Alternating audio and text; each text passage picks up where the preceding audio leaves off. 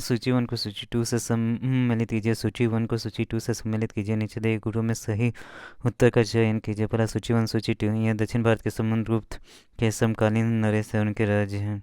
पहला क्या है? धनंजय। धनंजय है। अवमुक्त, नीलराज कंची, उग्रसेन, हाँ कुशलपुर, विष्णुगोपाल पालक का, ठीक है।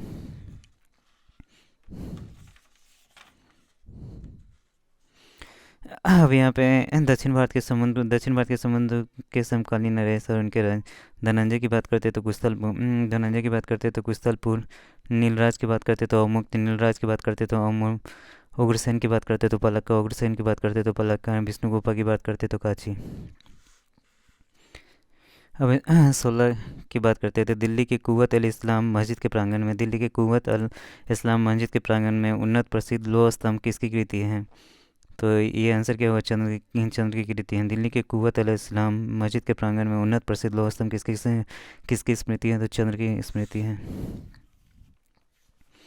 अब यहाँ पे क्वेश्चन कि दिल्ली में महरौली नामक स्थान से दिल्ली में महरौली नामक स्थान से महरौली लोह स्तंभ लेख प्राप्त हुआ, जो वर्तमान में कुतुब मीनार के समीप है। इसमें चंद्र नामक किसी राजा की उपलब्धियों का वर्णन किया गया है, जिसका समीकरण गुप्त वंशीय शासक चंद्रगुप्त द्वितीय से किया जाता है। एक मान्यता के अनुसार लगभग 410 ईसा में चंद्रगुप्त द्वितीय विक्रमादित्य के समय में महरौली लोह स्तंभ उदयगिरि पहाड़ियों के पास विष्णुगिरी में स्थित था। चंद्रगुप्त द्वितीय विष्णु को उपासक था। चंद्रगुप्त द्वितीय क्या था? विष्णु को उपासक था। भगवान विष्णु के सम्मान में ही उसने इस लोह स्तंभ का निर्माण किया था। इस स्तंभ के शीर्ष भाग पर भगवान विष्णु के वाहन गरुड़ का चिन्ह अंकित है, ठीक है। अब यहाँ पे क्वेश्चन है कि कौन सा राजवंश होने के आक्रमण से अत्यंत प्रचलित हुआ था? तो गुप्त वंश। कौन सा राजवंश होने के आक्रमण से अत्यंत विचलित हुआ? तो गुप्त वंश है। अभी इसमें क्वेश्चन है कि हुनों का पहला भारतीय आक्रमण गुप्त सम्राट स्कंदगुप्त के शासनकाल में हुआ, और स्कंदगुप्त के हाथों वे बुरी तरह परास्त हुए।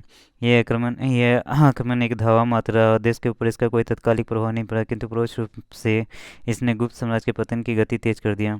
स्कंदगुप्त की मृत्यु के बाद 5वीं शताब्दी ईसा के अंत और 6वीं शताब्दी के प्रारंभ में उत्तर पश्चिम के कई क्षेत्रों पर हुनों ने कब्जा कर लिया, ठीक है। अब क्वेश्चन है कि हुनों ने भारत पर आक्रमण कब किया था? हुनों ने भारत पर आक्रमण स्कंदगुप्त के शासनकाल में किया था। हुनों ने भारत पर आक्रमण कब किया था? तो स्कंदगुप्त के शासनकाल में किया था, ठीक है।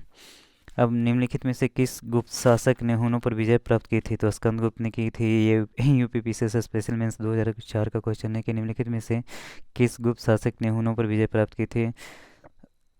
तो ये क्या था? स्कंदगुप्त था। ये कौन सा था? स्कंदगुप्त।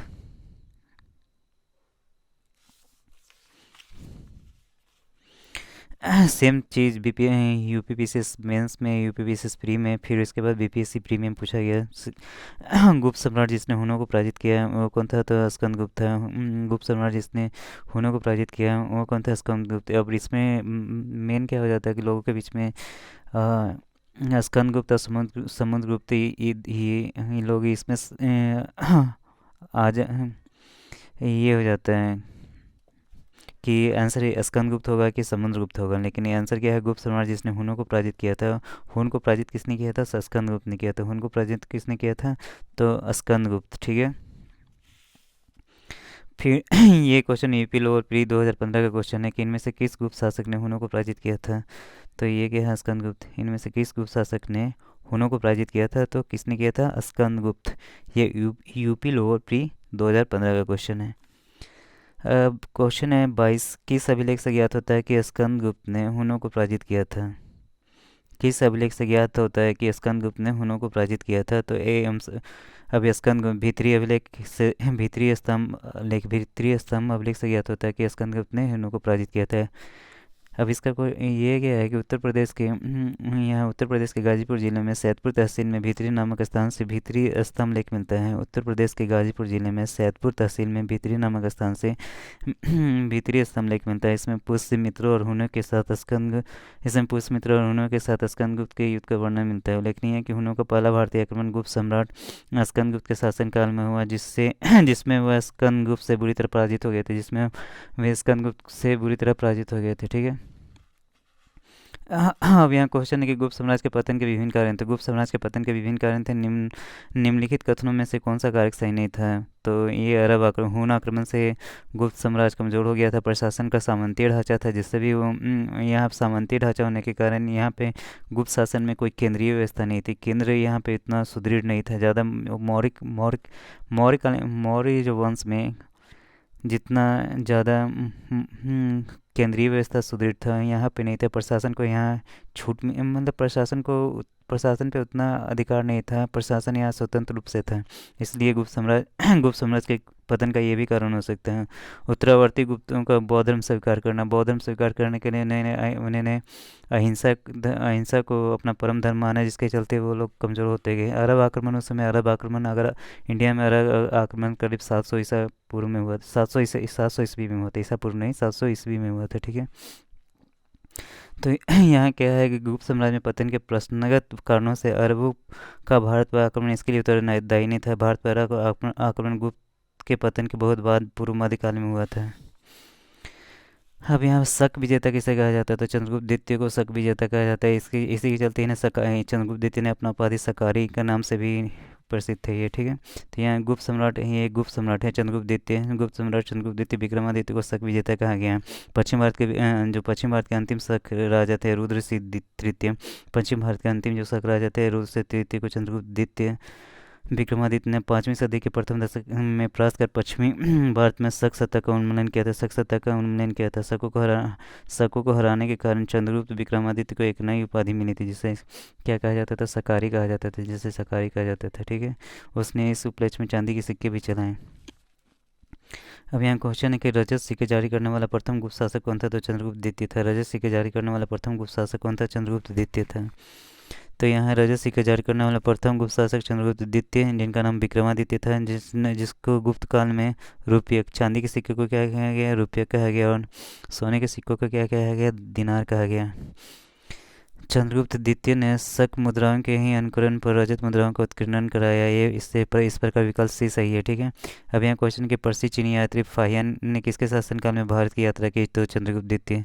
ये क्वेश्चन 62 बीपी से 2017 का क्वेश्चन है ये। और ये फाहियान किसके शासनकाल में आया? चंद्रगुप्त द्वितीय के शासनकाल। ये हर एग्जाम में पूछा जाता है। ये बहुत ही रिपीटेड क्वेश्चन है, इसको आप हर एग्जाम में एक्सपेक्ट कर सकते हैं, ठीक है। तो यहाँ चंद्रगुप्त द्वितीय विक्रमादित्य के शासनकाल में चीनी यात्री फाहियान ने 399 ईसा से 412 ईसा तक विभिन्न स्थानों का भ्रमण किया। अब यहाँ क्वेश्चन है कि निम्नलिखित में से कौन सही सम्मिलित नहीं है? तो यहाँ कुमारगुप्त वन है, मंदसौर अभिलेख, पथिक है, तहसीला अभिलेख, प्रभावती गुप्ता है, उदयगिरी गुहा अभिलेख, और समुद्रगुप्त है तो एरन अभिलेख। तो इसमें से क्वेश्चन है कि निम्नलिखित में से कौन सही सम्मिलित नहीं है? तो प्रभावती गुप्ता उदयगिरी गुहा अभिलेख से संबंधित नहीं है।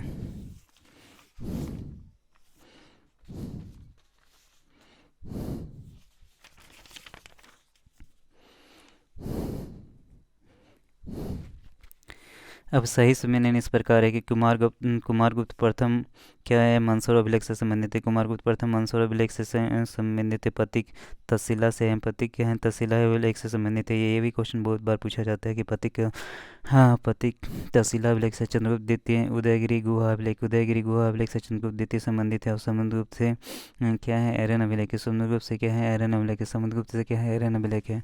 अब यहाँ पे सूची 1 को सूची 2 से सम्मिलित कीजिए। तथा सूची के नीचे दिए गए कूट से सही उत्तर का चयन कीजिए। यहाँ पे क्या है? चंद्रगुप्त, समुद्रगुप्त, चंद्रगुप्त द्वितीय, कुमारगुप्त प्रथम, ठीक है। तो यहाँ सही सम्मेलन क्या है कि चंद्रगुप्त क्या है? कुमार देवी। समुद्रगुप्त क्या है? दत्ता देवी। चंद्रगुप्त द्वितीय क्या है? कुबेर नागा। कुमारगुप्त प्रथम क्या है? अनंत देवी। तो सूची शासक और रानियाँ। चंद्रगुप्त की रानी कौन थी? कुमार देवी थी। समुद्रगुप्त की रानी कौन थी? दत्ता देवी थी। चंद्रगुप्त द्वितीय की रानी कौन थी? कुबेर नागा थी। कुमारगुप्त प्रथम की रानी कौन थी? अनंत देवी थी, ठीक है। अब यहाँ पे कुछ क्वेश्चन कि ईसा की 3री शताब्दी में जबकि हुन आक्रमण से रोमन साम्राज्य समाप्त हो गया, भारतीय व्यापारी अधिकाधिक निर्भर हो गए थे। ईसा की 3री शताब्दी से जबकि हुन आक्रमण से रोमन साम्राज्य समाप्त हो गया था, भारतीय व्यापारी अधिकाधिक निर्भर हो गए थे दक्षिण पूर्व एशियाई व्यापार पर। ठीक है। सॉरी। अब यहाँ क्वेश्चन कि ईसा की तीसरी सदी से जब हुन आक्रमण से रोमन साम्राज्य का पतन हो गया, ईसा की तीसरी सदी से जब हुन आक्रमण से रोमन साम्राज्य का पतन हो गया, तो भारतीय दक्षिण पूर्व एशियाई व्यापार पर अधिक निर्भर हो गए। ईसा की तीसरी सदी से जब हुन आक्रमण से रोमन साम्राज्य का पतन हो गया, तो भारतीय दक्षिण पूर्व एशियाई व्यापार पर अधिक निर्भर हो गए। ठीक ठीक है। अब यहाँ क्वेश्चन है कि गुप्त काल में उत्तर भारतीय व्यापार निम्नलिखित में से किस एक पतन से संचालित होता था। तो गुप्त काल में उत्तर भारतीय व्यापार निम्नलिखित में से किस एक पतन से, तो ताम्रलिप्ति। उत्तर भारत में क्या था, ताम्रलिप्ति से होता था, बंगाल के साइड से, और भड़ोज क्या होता था, गुजरात के साइड से होता था। गुप्त काल में ताम्रलिप्ति बंगाल का एक प्रमुख बंदरगाह था, जहाँ से उत्तर भारत का व्यापार दक्षिण पूर्व एशिया से होता था, चीन से होता था, श्रीलंका से होता था, जावा यानी इंडोनेशिया से होता था, सुमात्रा से होता था, आदि देशों के साथ होता था। पश्चिम भारत का प्रमुख बंदरगाह क्या था, भृगु कच्छ यानी भड़ोज था, जहाँ से उत्तर भारत का पश्चिमी देशों के साथ समुद्री व्यापार होता था। गुप्त काल में उत्तर भारत का सर्वाधिक व्यापार दक्षिण पूर्व एशिया से होता था, तो इस काल का प्रमुख बंदरगाह ताम्रलिप्ति था, परंतु अन्य बंदरगाह जैसे भड़ोज, कल्याण, काम्बे आदि से भी उत्तर भारतीय व्यापार होता था। अतः उपयुक्त प्रश्न में सर्वाधिक उपयुक्त उत्तर ताम्रलिप्ति को थी। ये सभी विकल्प होता तो सही, सटीक उत्तर सभी होता। ठीक है। परंतु अन्य बंदरगाह जैसे भड़ोज से, कल्याण है, काम्बे आदि से भी उत्तर भारतीय व्यापार होता था, लेकिन यहाँ मैक्सिमम व्यापार कहाँ से, तो उत्तर भारतीय व्यापार ताम्रलिप्ति से होता था। ये IAS 1999 सेम क्वेश्चन रिपीट किया गया था, UPPCS में रिपीट किया गया था। ठीक है। अब यहाँ क्वेश्चन है कि निम्नलिखित में से कौन सा बंदरगाह, यहाँ पे अब यहाँ पे निम्नलिखित में से कौन सा बंदरगाह गुप्त काल में उत्तर भारतीय व्यापार के लिए उपयोग किया जाता था। अब यहाँ क्या है कि निम्नलिखित में से कौन सा बंदरगाह गुप्त काल में उत्तर भारतीय व्यापार के लिए उपयोग किया जाता था। आंसर क्या होगा, ये सेम क्वेश्चन रिपीट किया गया है, निम्नलिखित में से कौन सा बंदरगाह उत्तर भारतीय के लिए रिपीट किया जाता था। तो आंसर क्या है, इसका ये हो जाएगा, कल्याण, भड़ोज, ताम्रलिप्ति, काम्बे। इसमें क्या है, सारे ऑप्शन सही हैं। उत्तर भारत का व्यापार ताम्रलिप्ति से भी होता था, कल्याण से भी होता था, भड़ोज से भी होता था, काम्बे से भी होता था। अब यहाँ पे क्वेश्चन कि भारत ने दक्षिण पूर्व एशिया के साथ अपने आरंभिक सांस्कृतिक संपर्क और व्यापारिक संबंध बंगाल की खाड़ी के पार बना रखे थे। निम्नलिखित में से कौन से बंगाल की खाड़ी के इस उत्कृष्ट आरंभिक समुद्री इतिहास के सबसे विश्वसनीय व्याख्याएं हो सकती हैं। ठीक है। अब यहाँ पे क्वेश्चन है कि प्राचीन काल तथा मध्यकाल में भारत के पास दूसरों की तुलना में अति उत्तम पोत निर्माण तकनीक उपलब्ध थी। प्राचीन काल और मध्यकाल में भारत के पास दूसरों की तुलना में अति उत्तम पोत निर्माण तकनीकी उपलब्ध है। बी है क्या है, इस उद्देश्य के लिए दक्षिण भारतीय शासकों ने व्यापारी, ब्राह्मण, पुजारियों और बौद्ध भिक्षुओं को सदा संरक्षण दिया। सी में क्या है कि बंगाल की खाड़ी में चलने वाली मानसूनी हवाओं ने समुद्री यात्राओं को सुगम बना दिया था। और डी में क्या है कि इस संबंध में ए तथा बी दोनों विश्वसनीय व्याख्याएं हैं। ठीक है। तो इसमें क्वेश्चन है कि भारत ने दक्षिण पूर्वी एशिया के साथ अपने आरंभिक सांस्कृतिक संपर्क तथा व्यापारिक संबंध बंगाल की खाड़ी के पार बना रखे थे। इसका प्रमुख कारण बंगाल की खाड़ी में चलने वाली मानसूनी हवाओं के दौरे समुद्री यात्राओं को सुगम बनाता था। सर्वाधिक उपयुक्त विकल्प क्या होगा, सी हो जाएगा। ठीक है। अब यहाँ पे क्वेश्चन है कि प्राचीन भारत में देश की अर्थव्यवस्था की अत्यंत महत्वपूर्ण भूमिका निभाने वाले श्रेणी संगठन के संदर्भ में निम्नलिखित में से कौन सा कथन सही है। तो प्रत्येक श्रेणी, यहाँ पे क्या होता था, प्रत्येक श्रेणी राज्य का एक केंद्रीय प्राधिकरण के साथ पंजीकृत होती थी और प्रशासनिक स्तर पर उसका राजा उसका प्रमुख होता था। ठीक है। श्रेणी ही वेतन, काम करने के नियम और मानकों और कीमतों का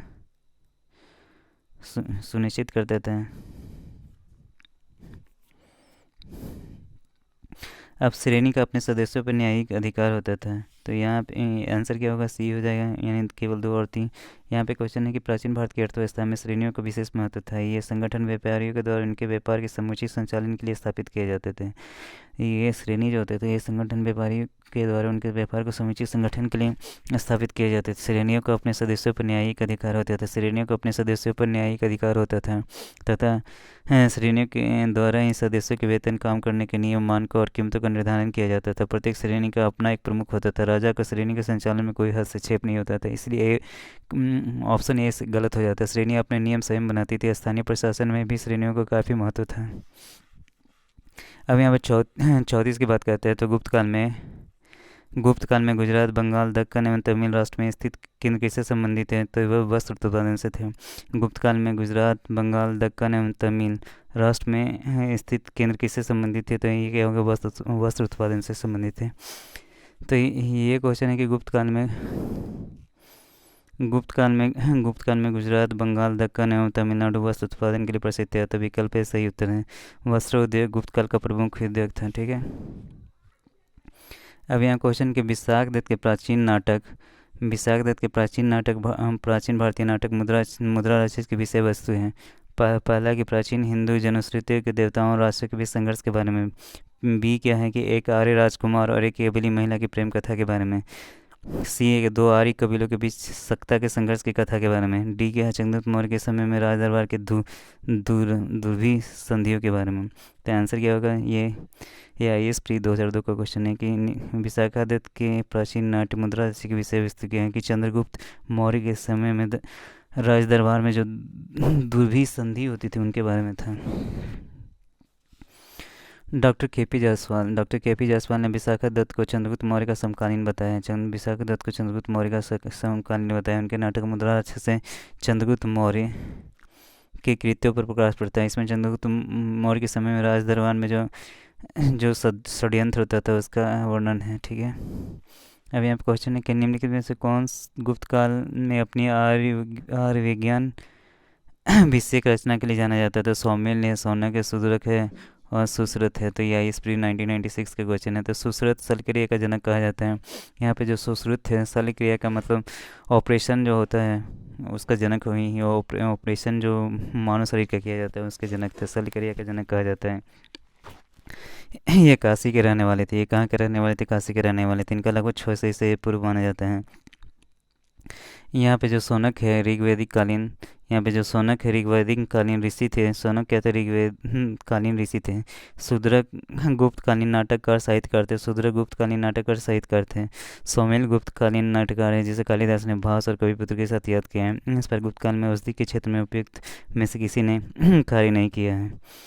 यद्यपि बिहार लोक सेवा आयोग ने अपनी प्रारंभिक उत्तर पत्रक में इसका सही उत्तर विकल्प में माना है। चूँकि गुप्त काल का आरंभ 275 AD श्रीगुप्त से प्रारंभ होता है। जो सुश्रुत के मान्यकाल प्राय 600 BC से 1500 BC के करीब 1800 बाद का है। इसलिए सुश्रुत को गुप्त काल के समकालीन मानना उचित नहीं है। ठीक है। तो इसका कोई भी ऑप्शन सही नहीं है। तो इसमें सुश्रुत लगभग में बहुत पुराने थे, गुप्त काल के समय के नहीं थे। ठीक है। जो सुश्रुत के मान 600 से BC से 1500 BC है। ठीक है। सौनक ऋग्वेद कालीन ऋषि थे। सौनक यहाँ थे ऋग्वैदिक कालीन ऋषि थे, इसलिए गुप्त काल में नहीं हुए। सुश्रुत गुप्त काल से बहुत पहले के थे। फिर अगर बात करते हैं शूद्र, अब यहाँ सौमिल जो थे, सौमिल गुप्तकालीन नाटककार हैं। ये सौमिल नाटककार थे, ये आयुर्विज्ञान से संबंधित नहीं थे। और शूद्रक की बात करते हैं। यद्यपि बिहार लोक सेवा आयोग ने अपने प्रारंभिक उत्तर प्रस्ताव में इसका विकल्प ये माना है कि चूँकि गुप्त काल का प्रारंभ 275 AD से होता है। सौमिल को माना, लेकिन सौमिल क्या थे? एक नाटककार थे। फिर सेम क्वेश्चन, यही क्वेश्चन पूछा गया, इनमें से कौन गुप्त काल में औषधि के क्षेत्र में 65 BC का क्वेश्चन है कि इनमें से कौन गुप्त काल में औषधि के क्षेत्र में अपने कार्य के लिए जाने जाते हैं? तो सुश्रुत हैं, शूद्रक हैं, सौमिल हैं, सौनक है। तो इनमें से ये क्या है? इसमें से देखने से ये पता चलता है कि इसका ऑप्शन ये होगा। ठीक है।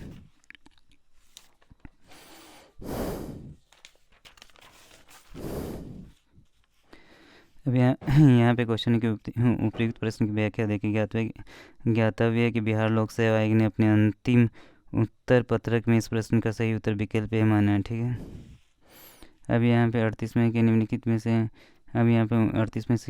से किसका प्राचीन भारत के आयुर्वेद शास्त्र से संबंध नहीं है? तो आंसर क्या होगा? भास्कराचार्य। निम्नलिखित में से किसका प्राचीन भारत के आयुर्वेद शास्त्र से संबंध नहीं है? तो कौन है? भास्कराचार्य। यहाँ पे क्या है? धन्वंतरी जो थे चंद्रगुप्त द्वितीय, यहाँ धन्वंतरी थे चंद्रगुप्त द्वितीय विक्रमादित्य के नवरत्नों में से एक थे। ये आयुर्वेद शास्त्र के प्रकांड विद्वान थे। चरक एवं सुश्री श्री आयुर्वेद के विख्यात विद्वान थे। चरक कनिष्क के राजवैद्य थे। चरक या कनिष्क के राजवैद्य थे जिन्होंने चरक संहिता की रचना की थी। जबकि भास्कराचार्य प्रख्यात खगोल गए और गणितज्ञ थे। उन्होंने सिद्धांत शिरोमणि और लीलावती नामक ग्रंथों की रचना की थी। भास्कराचार्य ने इस ग्रंथ में गणित और खगोल विज्ञान संबंधी विषय पर प्रकाश डाला गया है। अभी इसमें क्वेश्चन है कि निम्नलिखित में से किसका प्राचीन भारत के आयुर्वेद शास्त्र से संबंध नहीं है। तो निम्नलिखित में से किसका प्राचीन भारत के आयुर्वेद शास्त्र से संबंध नहीं है। तो धन्वंतरी का संबंध है, चरक का भी संबंध है, सुश्रुत का भी संबंध है। भास्कराचार्य क्या तो व्याकरणकारी थे, तो आंसर होगा बी हो जाएगा।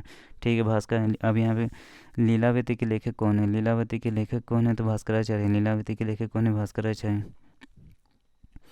अब यहाँ क्वेश्चन है कि लीलावती की रचना प्रसिद्ध भारतीय गणितज्ञ तथा लीलावती की रचना प्रसिद्ध भारतीय गणितज्ञ और खगोल शास्त्री भास्कराचार्य ने की थी। यह गणित विषय का महत्वपूर्ण ग्रंथ है और संस्कृत भाषा में काव्यात्मक शैली में श्लोकबद्ध है। वस्तुतः लीलावती भास्कराचार्य द्वारा रचित ग्रंथ सिद्धांत शिरोमणि का एक भाग है। अब यहाँ 40 की बात करते हैं।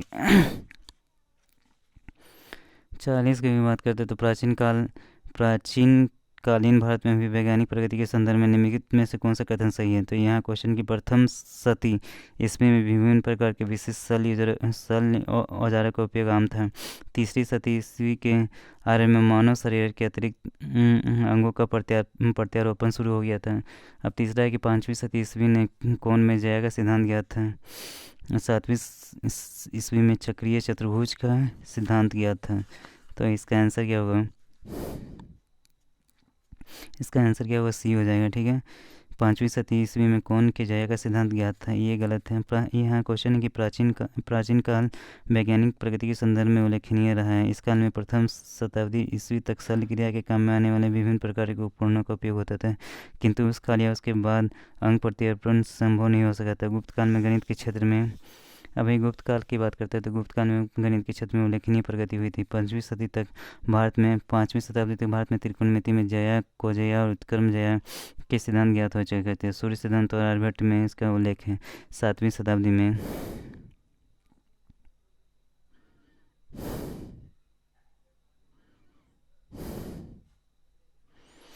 7वीं सदी में ब्रह्मगुप्त द्वारा चक्रीय चतुर्भुज के सिद्धांत का वर्णन मिलता है। तो इसमें ऑप्शन क्या है कि यहाँ तीसरी सती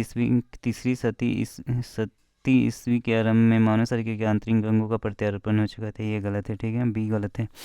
अब यहाँ पे है क्वेश्चन कि भारतीय यात्रा में फाहियान ने एक अस्पताल को उल्लेख किया है, ये कहाँ है? तो पाटलिपुत्र में। छत्तीसगढ़ पीसी स्प्रिंग 2019 में पूछा गया है कि अब यहाँ पे है कि अब यहाँ चीनी यात्री जो फाहियान है गुप्त काल में भारत आए थे। चीनी यात्री फाहियान गुप्त काल में भारत है। उसने उल्लेख किया है कि पाटलिपुत्र नगर के धनिकों ने एक बड़े अस्पताल की स्थापना की थी, जहाँ निर्धनों को निःशुल्क दवाएं और भोजन उपलब्ध कराया गया था, जहाँ देश भर से रोगी इलाज के लिए आते थे। चीनी यात्री फाहियान गुप्त काल में भारत आया था। उसने उल्लेख किया था कि पाटलिपुत्र नगर के धनिकों ने एक बड़े अस्पताल की स्थापना की थी, जहाँ निर्धनों को निःशुल्क दवाएं और भोजन उपलब्ध कराया गया था, यहाँ देश भर से रोगी इलाज के लिए आते थे। ठीक है, अब यहाँ क्वेश्चन है कि चंद्रगुप्त के 9 रत्नों में से निम्न में से कौन फली ज्योतिष से संबंधित नहीं था? तो आंसर क्या होगा? छपनक। चंद्रगुप्त के 9 रत्नों में से कौन फली ज्योतिष से संबंधित था? तो ज्योतिषी से कौन था? छपनक था। ठीक है, अब यहाँ चंद्रगुप्त विक्रमादित्य के 9 नवरत्न थे। ठीक है, नवरत्नों में सर्वोत्कृष्ट महाकवि कालिदास थे, जबकि छपनक क्या थे? रत्न फलित ज्योतिषी थे, एस्ट्रोलॉजर थे। कालिदास किसके समकालीन है? तो ये भी ये हाल के आईएएस में मतलब आईएएस 2020 का क्वेश्चन था कि कालिदास किसके शासनकाल में थे? तो चंद्रगुप्त द्वितीय के शासनकाल में थे। किसके शासनकाल में थे? तो चंद्रगुप्त द्वितीय के। ये एमपीपीसीएस प्री 1990 में पूछा हुआ क्वेश्चन है। ठीक है, अभी यहाँ क्वेश्चन कि इनमें से किसने पहली बार यह व्याख्या की थी पृथ्वी की अपनी धुरी पर घूमने के कारण प्रतिदिन सूर्योदय में सूर्यास्त होता है? इनमें से किसने पहली बार यह व्याख्या की थी कि पृथ्वी की अपनी धुरी पर घूमने के कारण प्रतिदिन सूर्योदय में सूर्यास्त होता है? तो आंसर होगा ए, आर्यभट्ट। इनमें से ये भी 64th BBC 2018 का क्वेश्चन है कि इनमें से किसने पहली बार यह व्याख्या की थी कि पृथ्वी की अपनी धुरी पर घूमने के कारण प्रतिदिन सूर्योदय में सूर्यास्त होता है? तो क्या हो गया? आर्यभट्ट।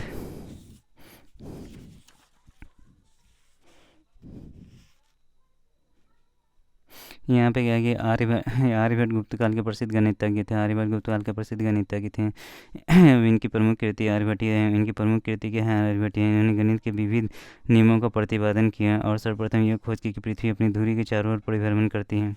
अब यहाँ क्वेश्चन है कि अघोलिखित में कौन गुप्तकालीन स्वर्ण मुद्रा है? अघोलिखित में कौन गुप्तकालीन स्वर्ण मुद्रा है? तो क्या है? दिनार। अघोलिखित में कौन अघोलिखित में कौन गुप्तकालीन स्वर्ण मुद्रा है? तो क्या है? दिनार।